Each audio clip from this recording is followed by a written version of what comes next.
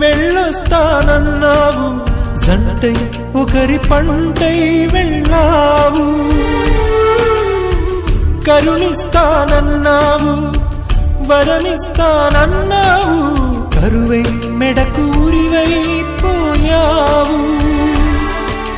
దేవతలోనూ ద్రోహం ఉందని తేలిపావు, దీపం కూడా దహిస్తుందని తేల్చావు.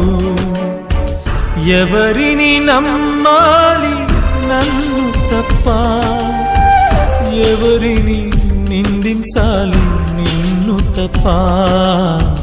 నువ్వంటే ప్రాణమని, నీతోనే లోకమని, నీ తోడే లేకుంటే బ్రతికేది ఎందుకని ఎవరికి చెప్పుకోను.